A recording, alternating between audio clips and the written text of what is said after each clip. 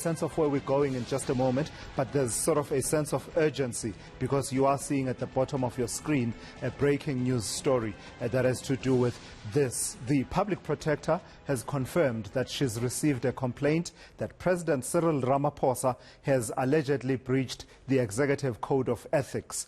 Opa Sekhalwe from the Public Protector's Office joins me now down the telephone line to give us a bit more detail of the investigation that is about to get underway, I presume. Opa, what details can you share with us at this particular point about this complaint of a breach of the Executive Members Ethics Act?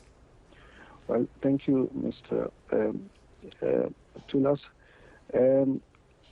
Earlier this week, it was alleged or suggested that a complaint has been lodged with the Public Protector South Africa, but we could not confirm because it hadn't reached us. It was only late yesterday afternoon that that complaint reached us, and in that complaint it's alleged that the President breached the Executive Code of Ethics, and this is in relation to an audio of something that the President allegedly said at some meeting a few weeks back. And in the audio, it is suggested that the President is aware of the improper use of public funds. Now, the complainant wants the Public Protector to investigate whether this does not amount to a breach of the Executive Code of Ethics, because in his view, the President ought to have done something about that information rather than keeping it to himself. Does this Member of Parliament who's lodged the complaint wish to remain anonymous? No.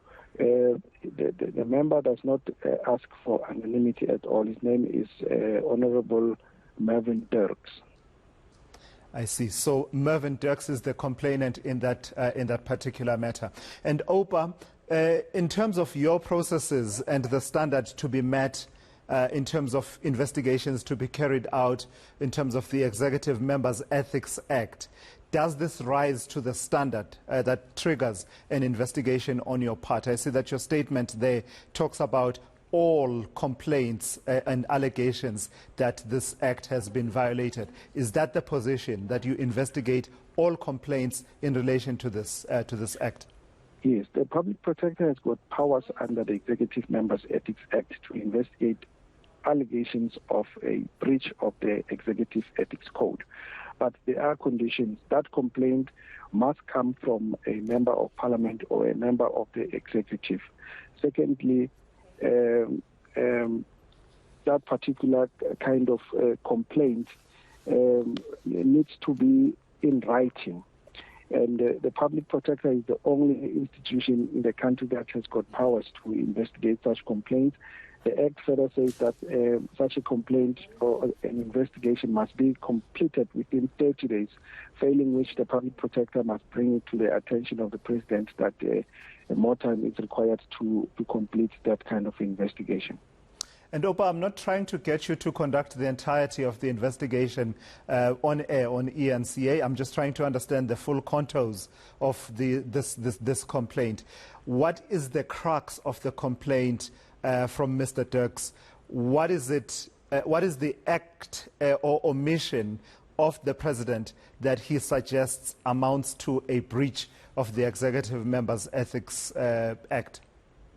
Obviously, when we get down to the bottom of the matter, or when we proceed with the investigation, there'll be consultation with the complainant to clarify the complaint. But from the complaint itself, he appears to have taken issue with the comments attributed to the President in the particular audio that I've just referred to, wherein it appears the President suggests that he was aware of some improper conduct in respect of public funds.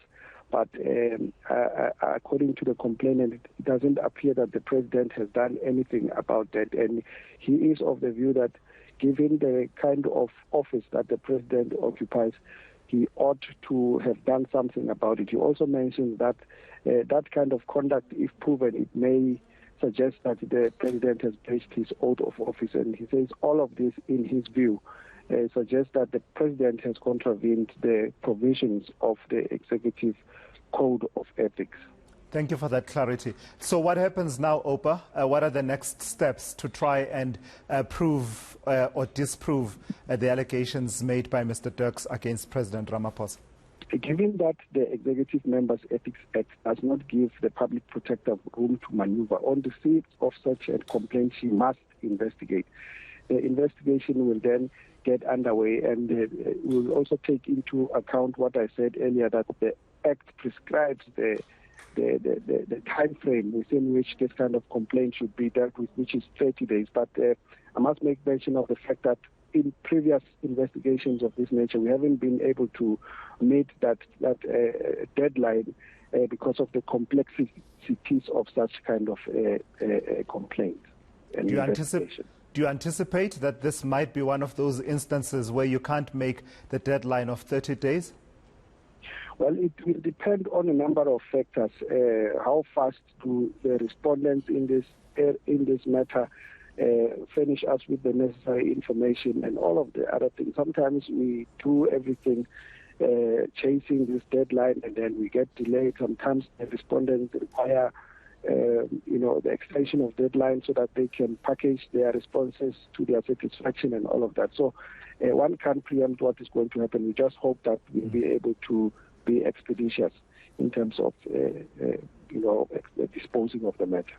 What on your part as the Public Protector's Office are you doing to ensure that this particular complaint and this investigation doesn't suffer the fate that many of your investigations have suffered against the President and other members of his cabinet? What are you doing, in other words, to make sure that you dot your I's and cross your T's, cite the right prescripts of law, and in framing your report, it's not contradictory and later on doesn't suffer the fate in the courts that other reports have suffered in recent years? You know what I'm talking about.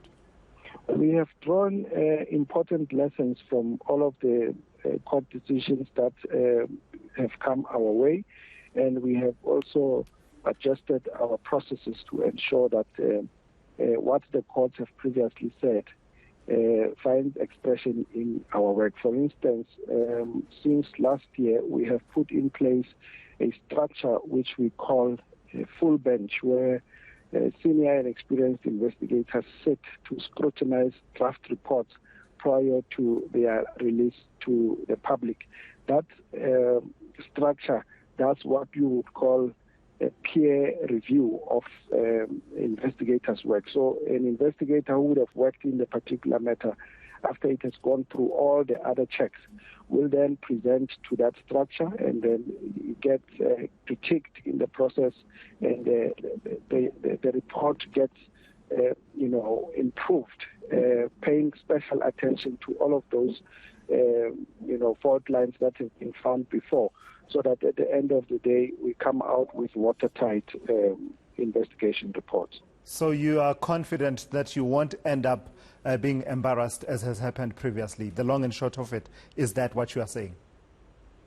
Well, we can only do our best taking into account those lessons, but you can't preempt the future. You don't know what's going to happen in the future, but you can only give it your best shot and trust in your own processes.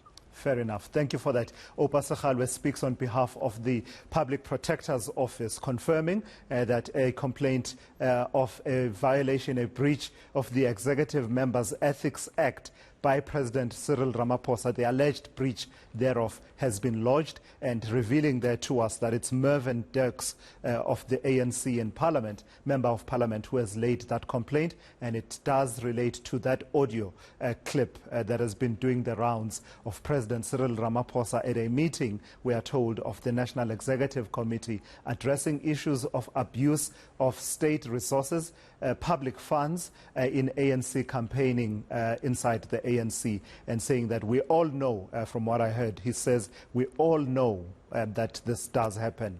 And if we are pressed, I'd rather fall on my sword and let the scrutiny be on me as President Ramaphosa than for the public to find out the kind of I'm paraphrasing, shenanigans that do go on around public funding. So President Ramaphosa has been under pressure on this. Scopa wants answers. Mervyn Dirks is insisting that he should be held to account and has now approached the Public Protector's Office, as you just heard there from Opa Sekhalwe from the Public Protector's Office.